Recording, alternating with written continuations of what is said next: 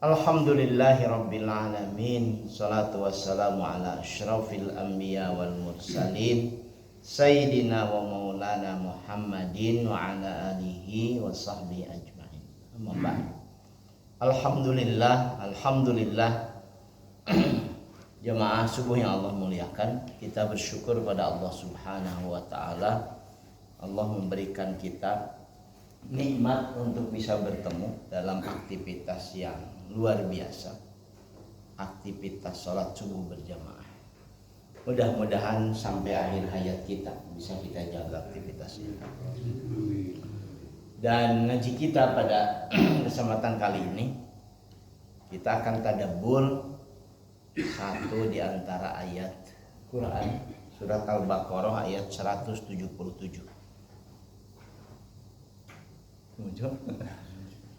Ini kemungkinan kabel karena dipakai di banyak tempat ada. Kemudian kabel sambungan. Ya nggak apa-apa lah, didengarkan saja. Kita akan tadabbur Quran dari Quran surat Al-Baqarah ayat 177.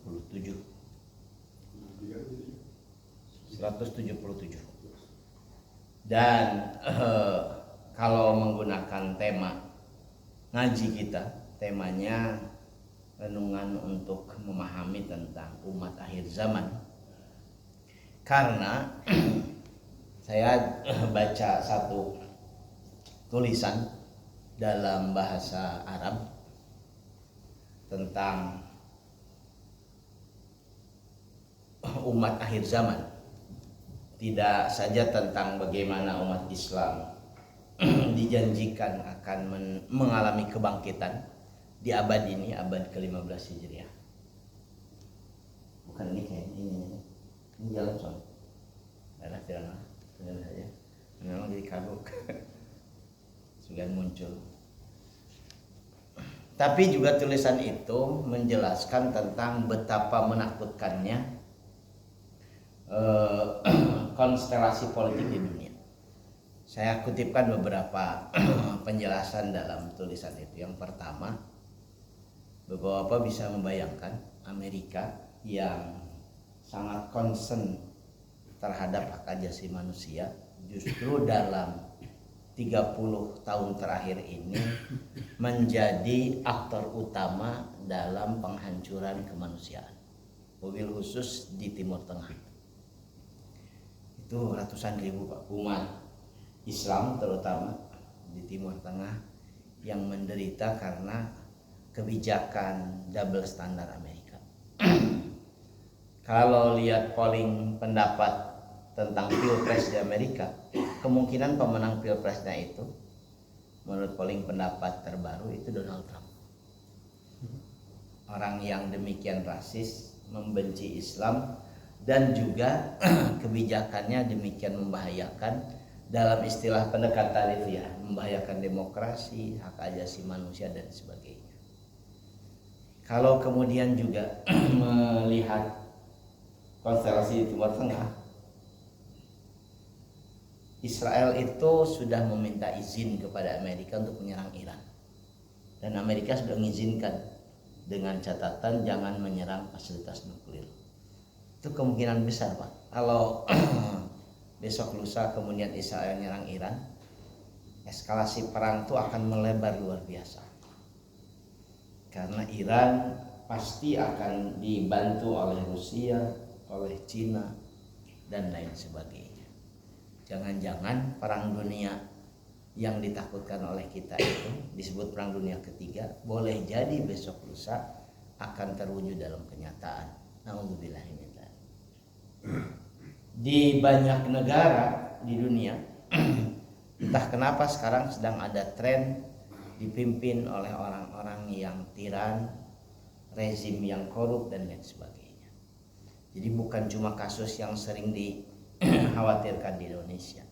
Nah, dalam konteks itulah kemudian disebut bahwa ini memang akhir zaman. Jadi mungkin saja kita merupakan umat akhir zaman yang bertemu dengan kerusakan dalam berbagai sektor kehidupan, kerusakan lingkungan, kerusakan moral, kerusakan pemerintahan dan lain sebagainya.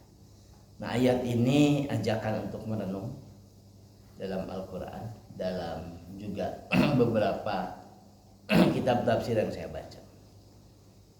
A'udzu billahi minasyaitonir rajim. Laisal birra an tuwallu wujuhakum qibalal masyriqi wal maghrib. Nah, ini ada nih. Mudah-mudahan.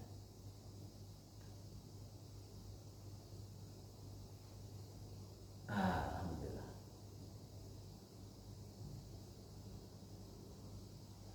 Laisal birra an tuwallu wujuhakum qibalal masyriqi wal maghrib.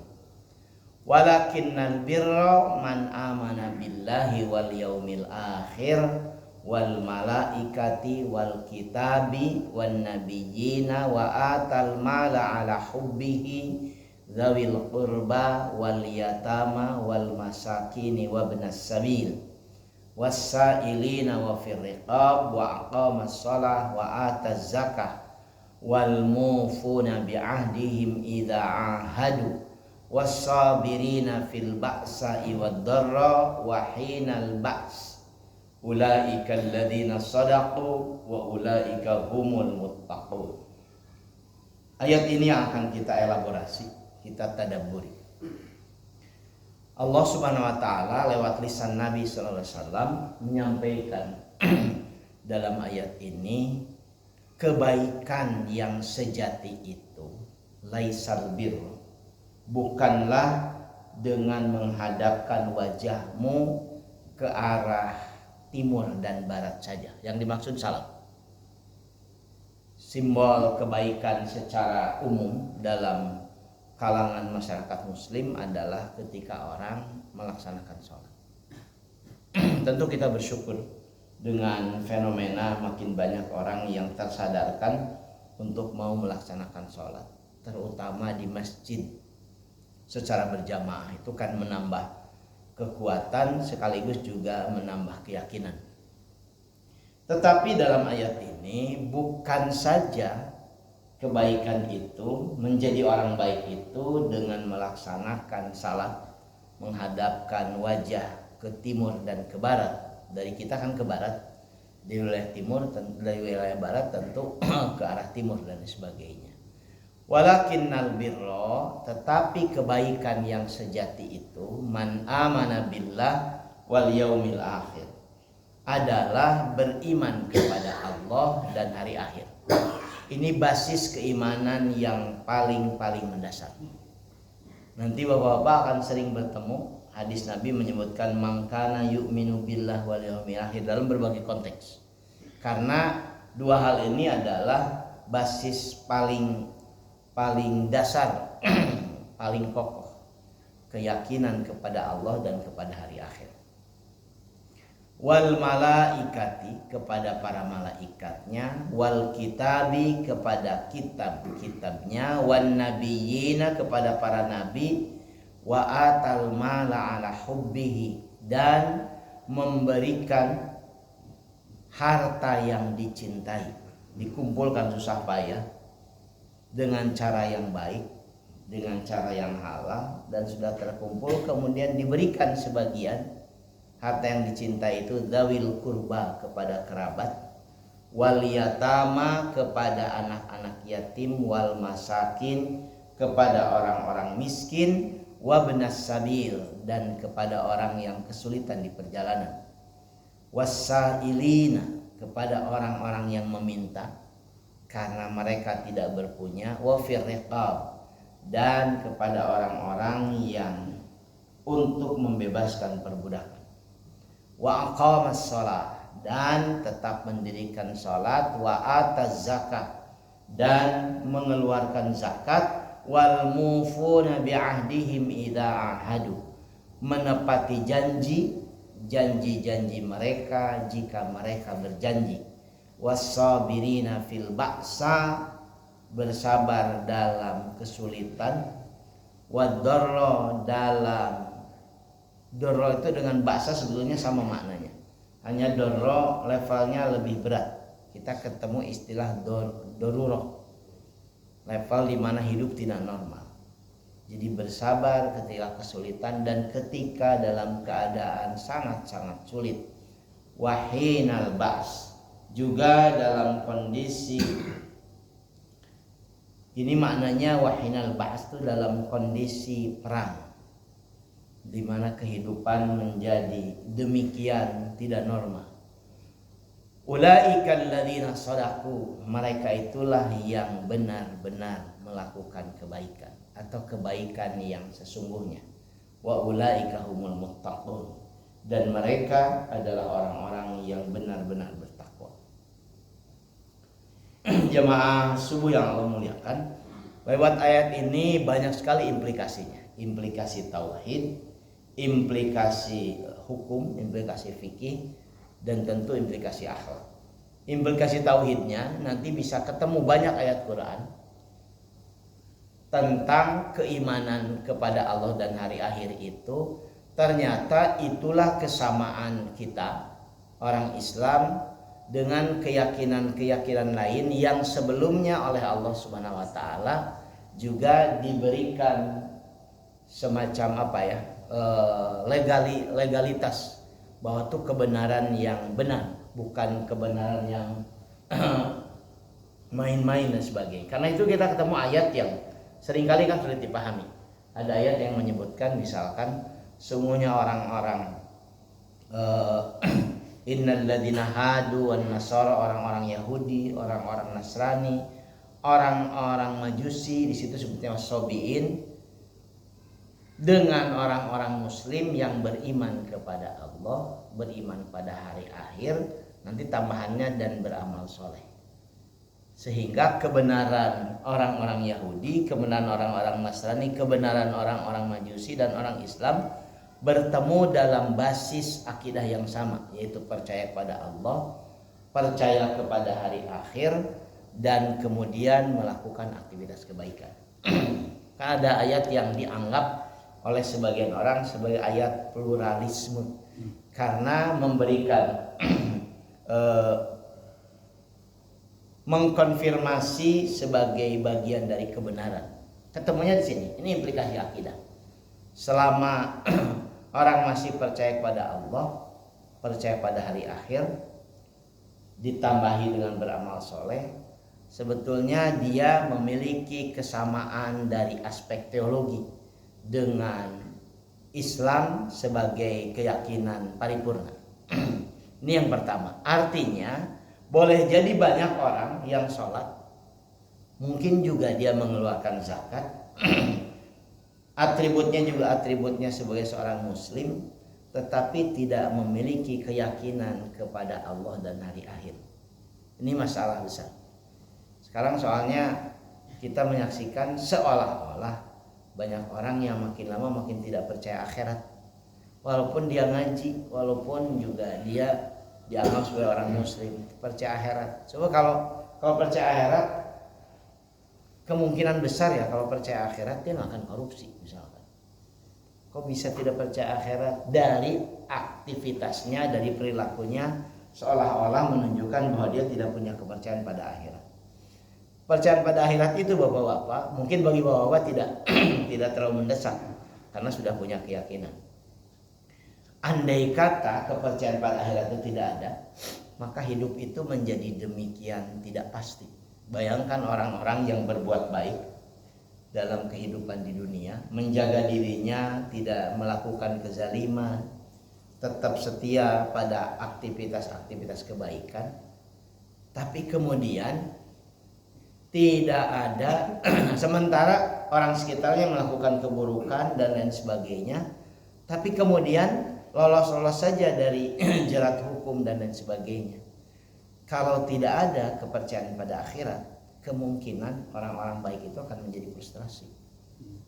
Geningan anggar we, yang justru yang tidak baik misalkan karirnya bagus, budakna maraju, sarehat, usahana lancar, sementara yang baik-baik saja justru mengalami banyak kesulitan. Biasanya justru orang-orang yang bisa bertahan dalam situasi yang tidak baik adalah orang-orang yang punya keyakinan yang jauh. Dalam bahasa agama itu disebut dengan keyakinan pada akhirat. Saya sulit membayangkan Pak, kalau tidak ada akhirat itu. Kalau ternyata akhirat itu tidak ada dan kemudian hilang keyakinan kita pada akhirat, kita akan hidup seenaknya yang dalam ungkapan orang-orang yang tidak percaya Tuhan, ya hidup kan hanya sekali, setelah itu mati. Makanya kemudian mumpung masih hidup, orang melakukan apapun yang dia inginkan sebelum dia bertemu dengan kematian, seolah-olah memang hidup hanya di dunia semata-mata. Bersyukurlah kita punya keyakinan pada akhirat. Ini keyakinan mendasar yang makin lama hilang di tengah-tengah manusia, yang semakin hari semakin menyembah materi, makin materialistis. Disebut menyembah berhala karena berhala itu kan materi. Dalam bahasa kita sekarang makin materialistis. Akhirat itu kan imateri, tidak empirik, tidak terukur dan lain sebagainya. Implikasi kedua dalam implikasi fikih, kalau tadi implikasi teologis, implikasi tauhid, implikasi akidah. Dalam implikasi fikih, kebaikan-kebaikan kita dalam bahasa fikih itu kan ada ibadah mahdhah, ibadah khusus, ritual, salat, puasa, kurban, zakat dan sebagainya. Ada ibadah non ritual, ibadah gair mahdhah. Salah satu ibadah gair mahdhah yang menjadi penting di sini disebutkan adalah wa'atal mala ala hubbihi zawil kurba wal yatama wal masakin wabnis sabil wasailina wa firriqab. Kemudian terus wa aqamas shalah wa ataz zakah wal mufuna bi'adihim idza ahadu. Justru nilai besar ibadah ritual dan ibadah non ritual, ibadah mahdhah dan gair mahdhah ada pada ibadah gair mahdhah. Mengumpulkan harta yang halal itu di era sekarang itu sangat-sangat sulit. Yang lebih luar biasa lagi, setelah harta itu terkumpul, dibagikan kepada orang lain, kepada kerabat. Di sini sebutkan wa'atal mala ala hubbihi, memberikan harta yang kita cintai. Menang hese capek, dikumpulkan, kemudian diberikan zawil kurba. Ini paling sering saya ditanya tentang ini oleh banyak kawan-kawan muda, sebagian putra-putra bapak-bapak. Ustaz aya jelema ngan tuluy we minta tulung. Lamun dibere bukannya jadi kebaikan, jadi kebiasaan. Kenging teh dibere, saha teh dulur. Kan di banyak tempat itu terjadi. Kalau ada orang-orang yang relatif maju secara finansial, berkembang lebih dari yang lain, biasanya kan dia menjadi andalan keluarganya untuk membantu keperluan mereka. Itu sebetulnya umum seperti itu dan sebagainya. Dan kebaikan kita itu kan diukur dari itu. Nah, lewat ayat ini sedang diberikan apresiasi wa'atal mala ala hubbihi. Justru dia memberikan harta yang dia cintai, yang dia kumpulkan dengan susah payah itu, prioritasnya justru kepada saudara. Kenapa kepada saudara? Ada yang baik disebut kepada orang lain baik, tapi pada saudara tidak baik dari aspek finansial ya, membantu. Ini apresiasi luar biasa. Wa'atal mala ala hubbihi. Kemudian kepada anak-anak yatim, orang-orang miskin, dan kepada orang-orang yang kesulitan di perjalanan, pada yang minta-minta wasailin wa firriqab, dan kepada orang-orang untuk membebaskan diri dari perbudakan. Hal yang sekarang seolah-olah sulit kan, nggak ada lagi perbudakan. Mungkin konteksnya membantu orang-orang yang kesulitan seperti di Palestina yang diperbudak penjajah dan sebagainya, itu masuk kategori ini. Wa firriqab. Ini implikasi fikih bahwa ada yang jauh lebih tinggi ketimbang ibadah mahdhah, ibadah ritual. Karena seringkali orang berhenti pada kebaikan itu dengan menisbahkannya kepada aktivitas ritual. Si bapak eta mah soleh, tara ninggalkeun salat, sudah bagus banget itu. Tapi kalau tuntutannya lebih, seharusnya kesalehannya meningkat, bukan cuma kesalehan ritual, tapi terutama kesalehan sosial. Ini kan yang sering disampaikan oleh banyak pihak. Kita sekarang makin membutuhkan kesalehan sosial, bukan cuma kesalehan individual. Kesalehan individual itu penting, tapi kadang-kadang tidak berdampak. Saya ingat satu hadis Nabi riwayat Imam Ahmad, ketika Allah memerintahkan malaikat menurunkan adab di satu tempat, di satu kampung, di satu qaryah. Malaikat itu kemudian menyebutkan pada Allah, ya Allah, bukankah di tempat itu ada si fulan yang ahli ibadah, tidak pernah meninggalkan malam-malamnya kecuali dengan salat malam, tidak pernah meninggalkan siangnya kecuali dengan puasa. Allah justru menyebutkan lewat hadis itu, justru mulai adab itu dari rumahnya, karena kesalehannya tidak berdampak apapun pada orang sekitarnya. Jadi saya ketika baca hadis itu, ya Allah, kok bisa ya? Tapi ternyata kan makin hari kita, mungkin karena situasi yang makin tidak menentu, banyak orang yang lah daripada ngurus lain-lain, nama mending keneh sing benar wes sorangan. Ya mungkin tidak salah juga, karena saya sering ditanya misalkan oleh banyak kalangan dalam 3 minggu terakhir ini, terutama sebelum pengumuman pelantikan Presiden Wapres, sering ditanya, Ustaz kumaha ieu tentang pemerintahan. Justru orang itu apa kalau ditanya begitu. Di jawaban saya udahlah, ayeuna mah orang ngurus keluarga sing benar, ngurus pegawaian sing benar, dan tetap berikhtiar menjadi orang baik dalam situasi apapun. Karena kalau ikut ngurus seperti itu, mikirkan jangan-jangan kita justru jadi sakit dan lain sebagainya. Walaupun itu hanya ungkapan karena ketidaktahuan dan ketidakmampuan dan lain sebagainya.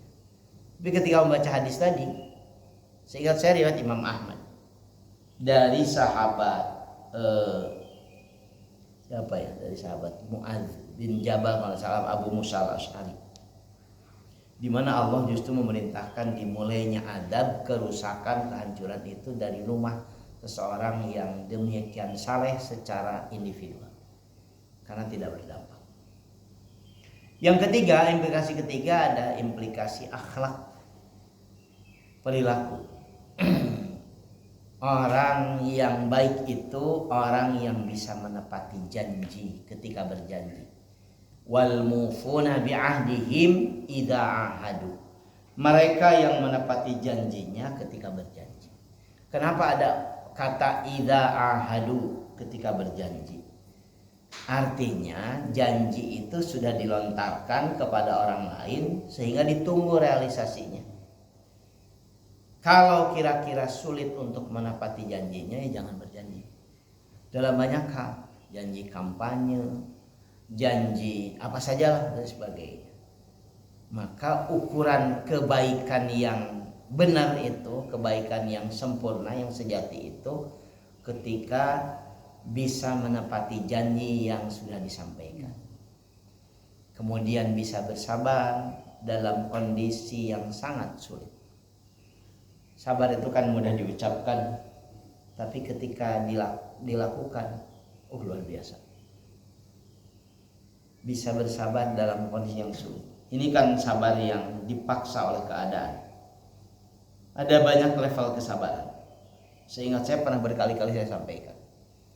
Kan seringkali kita bertemu dengan peristiwa tidak menyenangkan, musibah. Kalau kepada orang lain kan kita dengan bijak sering menyebutkan sabarnya, mudah-mudahan keku Allah digentosan melangkung. Sabar ya, sabar. Kita bisa. Ketika itu terjadi juga pada kita, orang lain juga menyebutkan begitu. Sabar ya, mudah-mudahan Allah nanti memberikan kebaikan. Sabar. Saking hebatnya itu sabar dalam musibah itu. Tetapi ternyata levelnya dianggap level yang terendah. Sabar dalam musibah itu as-sabru indal musibah. Kenapa? Karena dipaksa orang oleh satu keadaan yang memaksa dia bersabar. Kalau tidak sabar tidak selesai masalah. Sabar juga belum tentu selesai, apalagi tidak sabar. Ternyata level tertinggi kesabaran itu, bapak-bapak, jamaah subuh yang Allah muliakan, ada pada as-sabru fit ta'ah, sabar dalam ketaatan. Sabar menjadi orang baik yang demikian lama ternyata tidak mengubah keadaan seperti yang diharapkan, tetap sabar. Sabar terberat itu justru adalah sabar dalam ketaatan.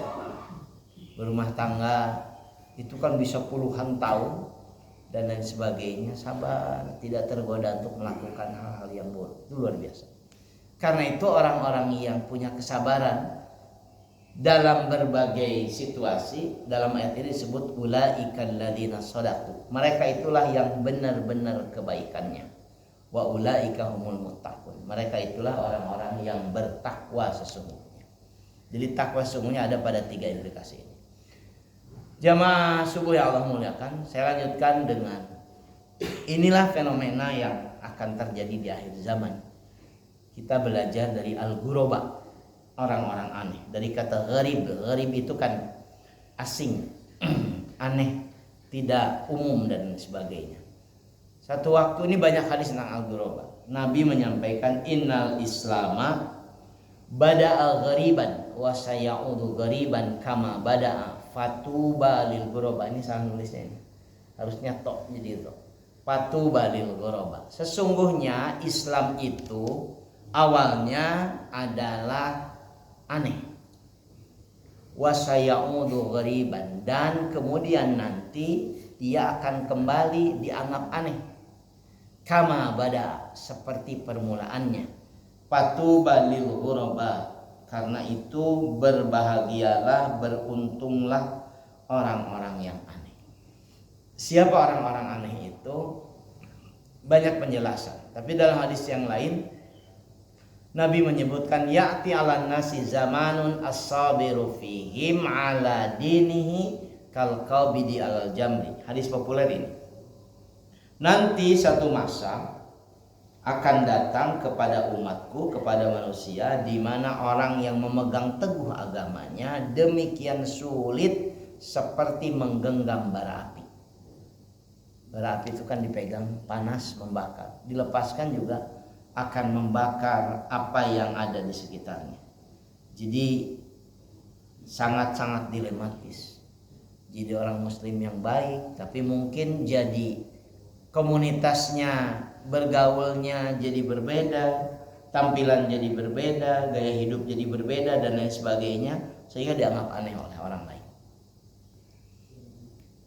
Ciri di antara orang aneh yang beruntung itu tubalil ghuraba, sampai 3 kali Nabi menyebutkannya. Manil ghuraba ya Rasulullah? Nasun salihuna fi nasin su'in kafirin mayyasihim aktsaru mimman yuti'u. Mereka adalah orang-orang yang melakukan aktivitas kebaikan terus-menerus di tengah manusia yang lainnya banyak melakukan keburukan. Di tengah orang lain saling berlomba mengumpulkan harta untuk sebanyak-banyaknya dikumpulkan, dia menjadi orang yang justru membagikan harta, misalkan gitulah. Nasun salihun fi nasin su'in kafirin, yang melakukan kemaksiatan kepada mereka, yang menghina mereka, yang membenci mereka jauh lebih banyak ketimbang yang mengikuti mereka. Artinya pengikutnya tidak mungkin banyak, followernya sedikit. Kalau pakai istilah sosmed ini, followernya ngantiluan, opatan, paling banyak mungkin 10-20 orang. Sementara yang tidak suka kepadanya jumlahnya ribuan, puluhan ribu. Sekarang ada orang-orang seperti itu, Pak, yang kita mengenal sebagai orang-orang yang demikian punya keberanian untuk tetap bersuara lantang dalam kondisi di mana orang-orang yang lantang itu makin hilang suaranya. Saya bahkan ketemu satu fenomena di mana ada orang yang demikian terkenal pada 2 periode sebelum, di pemerintahan sebelum, yang dengan lantang menyebutkan oposisi sampai mati siapapun presidennya. Halah, ini kalau dibahas kan nggak enak ini. Jadi hati-hati ya pada orang-orang seperti itu. Demikian semangat, karena mungkin itu bisa mengundang demikian banyak follower sampai mati oposisi. Bahkan metafor yang diungkapkannya demikian pas menurut saya. Lebih baik menjadi lalat di sekitar bangkai daripada jadi agamawan yang kemudian ada di sekitar kekuasaan. Sekarang diulang-ulang Pak video itu. Saya senyum kecil sambil ya Allah. Saya sekali lagi bersyukur pada Allah SWT di kampung Pak.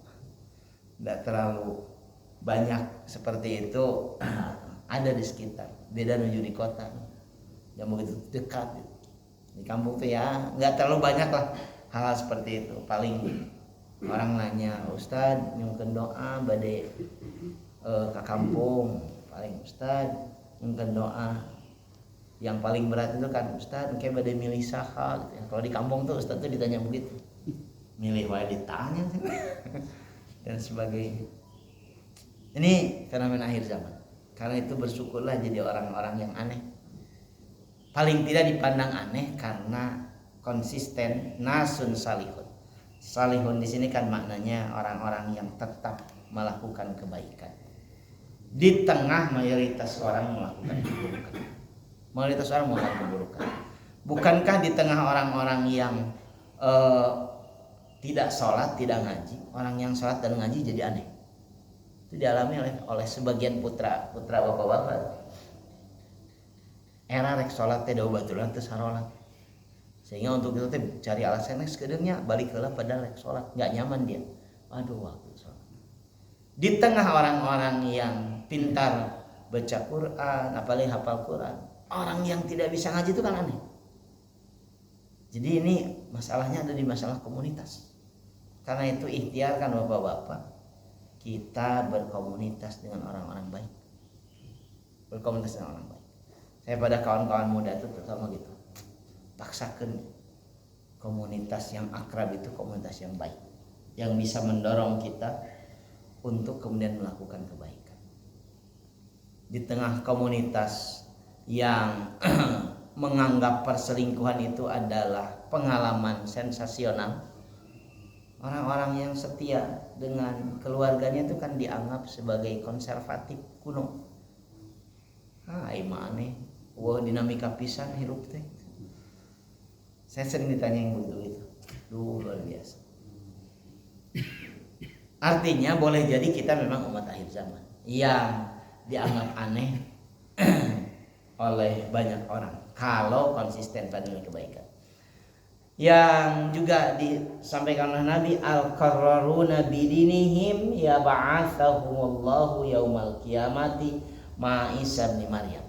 Salah satu yang dijanjikan oleh Nabi, orang-orang aneh itu mereka lari meninggalkan dirinya dari pergaulan ramai, mengasingkan diri untuk memelihara agamanya yang Allah menjanjikan akan membangkitkan mereka hari kiamat bersama Isa bin Maryam. Saya dengan Pak Ruswandi berkunjung ke situs Ashabul Kahfi. Kalau sekarang sih di kota situs Ashabul Kahfi, ada aksesnya mudah dari kota Yordan itu ya, ibu kota Yordan. Tapi membayangkan ribuan tahun yang lalu. Apalagi membaca kisah Ashabul Kahfi dalam kitab-kitab tafsir. Itu kan betul-betul pilihan luar biasa untuk anak muda yang kalau gunakan usia 20-an 30-an mengasingkan diri dari hiruk pikuk dunia karena khawatir agamanya justru akan terganggu. Karena saat itu hidup satu rezim yang demikian jahat memaksa orang untuk keluar dari tauhid. Dan orang tidak punya pilihan saat itu kecuali anak muda ini. Ini sampai hari ini kan misterius berapa jumlahnya. Al-Quran sendiri menyebutkan yang tahu hanya Allah. Walaupun disebutkan kurang lebih ada 7 orang dengan seekor anjingnya sebagai disebutkan tuh oleh kuncennya lah dalam bahasa kita sekarang. Di sini tulang-tulangnya dikumpulkan. Jadi saya ngeliat, aduh ya Allah, luar biasa itu anak-anak muda. Anak-anak muda yang memilih menjadi pertapa dalam tanda kutip daripada tetap bergaul dalam keburukan hidup yang menghancurkan agama.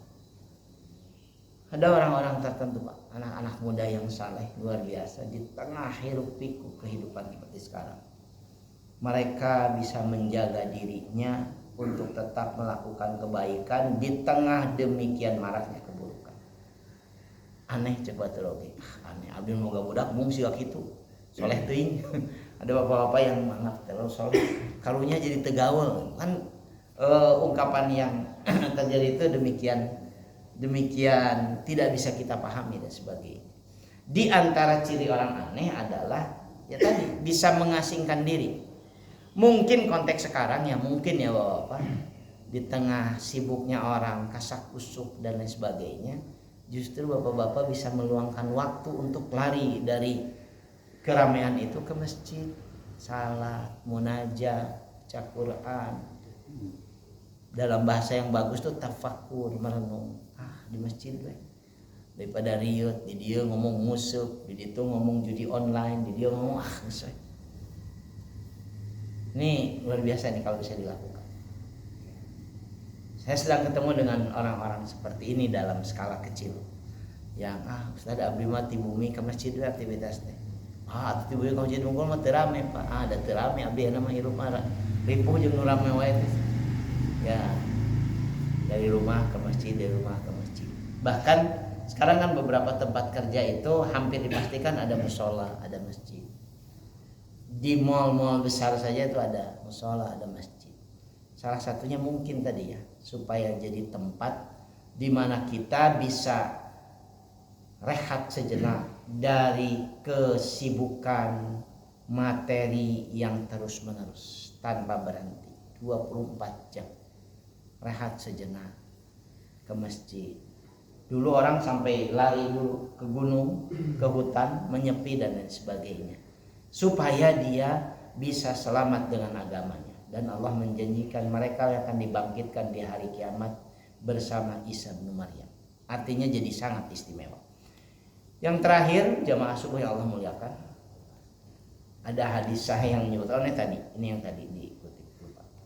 Ada hadis lain yang menyebutkan bahwa orang-orang yang aneh itu orang-orang yang alladzina yuslihuna ma'afsadan nas min ba'di fi sunnati. Mereka adalah orang-orang yang memperbaiki apa yang dirusak oleh orang lain. Setelah aku, kata Nabi, tiada, terutama pada sunnahku. Di antara sunnah Nabi yang sekarang makin lama ditinggalkan adalah silaturahim dengan kerabat secara zahir.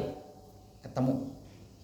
Sekarang jangankan dengan orang lain, dengan kerabat pun silaturahimnya lewat medsos.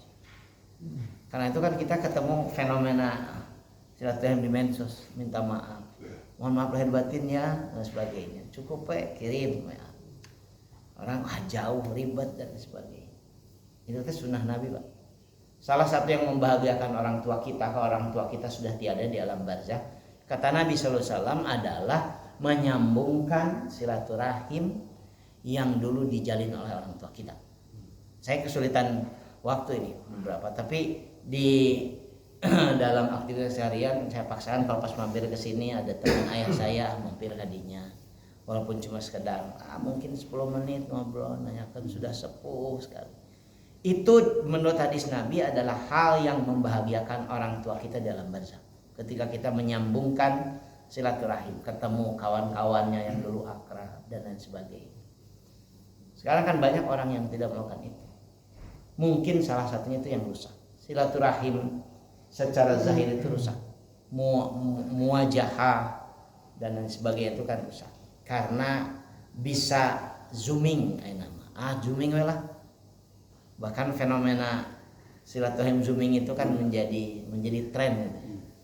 Orang zooming anak jeung bapana zooming sebagainya. Pak, padahal imahna sarua di Bandung dan lain sebagainya. Sekarang kan ada yang dialami, sebetulnya sudah 30-an tahun yang lalu saya baca ini. Ada yang dialami mayoritas orang-orang yang sepuh itu di kota besar. Artinya mengalami penyakit yang sama, teralienasi terasing, sendirian di apartemennya, di rumahnya.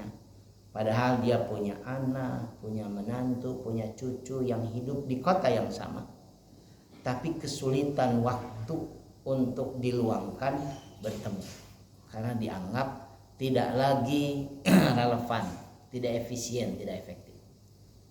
Ada satu keluarga yang bahkan ketika dikabari orang tuanya meninggal dunia, dia langsung nelpon pengurus pemakaman, tolong diurus ya jenazah orang tua saya, tempatnya di sini sebagainya, nanti saya transfer biayanya. Ini sudah terjadi Pak, di Bandung sudah terjadi. Orang tuanya meninggal, langsung nelpon tugas yayasan pemakaman, tolong diuruskan ya, nanti saya transfer berapa biayanya sebagainya. Naudzubillah, mudah-mudahan tidak terjadi pada kita. Saya melihat fungsi masjid ini yang bisa memperbaiki apa yang sedang terjadi. Jamaah subuh yang Allah muliakan, itu barangkali di pertemuan kita sekarang. Insya Allah kita sambung dalam tahun selanjutnya tentang fenomena umat akhir zaman. Targetnya cuma satu, mudah-mudahan jadi renungan kita. Kalaulah memang kita jadi umat akhir zaman, jangan keburukannya yang kemudian ada pada kita, tapi justru kebaikannya. Mangga Pak?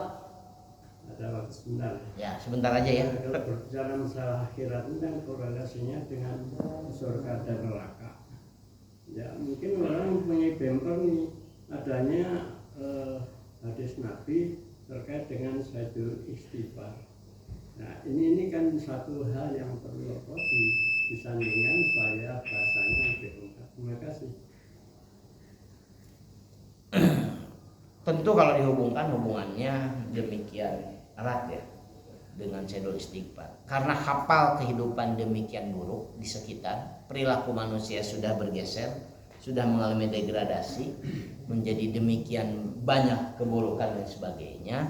Orang-orang yang punya kesadaran tapi kurang kemampuan melakukan perubahan itu, akhirnya kemudian makin mengintensifkan hubungannya dengan Allah, mobil khusus dengan banyak bertobat. Ya Allah, saya tidak mampu melakukan perbaikan sekecil apapun, taubat. Dan taubat yang dianggap sebagai taubat yang benar itu lewat ucapan Sayyidul Istighfar. Makanya disebut Sayyidul Istighfar, rajanya istighfar. Perbanyak itu. Tapi nanti kita sambung dalam pertemuan selanjutnya tentang, nanti akan ketemu insya Allah dengan dengan kesadaran yang kemudian melahirkan aktivitas taubat. Kan kemarin sudah jelaskan taubat dan istighfar. Jadi Sayyidul Istighfar adalah istighfar favorit Nabi sallallahu alaihi wasallam yang dibaca oleh beliau minimal 70 kali sampai 100 kali dalam aktivitas sehari-hari. Kita kan jarang ya melihat, paling banyak ya istighfar biasa, astagfirullah, astagfirullah, astagfirullah. Cukup 3 kali. Itu sunnah gitu, temuan 7 kali teh. Saya pernah diomongin salah satu jamaah, 3 kali Ustaz Nabi ge, astagfirullah, astagfirullah, astagfirullah. Zikir itu dalam Al-Qur'annya dzikran katsiran, bukan dzikran sholihan. Artinya apa? Dicontohkan Nabi itu zikir minimal. Saya pernah dikritisi di sini oleh seseorang, 3 kali Ustaz. Sok Ustaz pasti hafal hadisnya. Astagfirullah, astagfirullah, astagfirullah. Hafal saya sejak kecil hadis itu. Justru saya sedang perbaiki cara memahaminya. Zikir itu kata Quran katsiran, sing seueur. Tapi kalau Anda berjamaah, ulah panjang teuing karunya batur. Artinya ketika sendirian justru yang banyak. Makanya Nabi mencontohkan aku, berarti individu.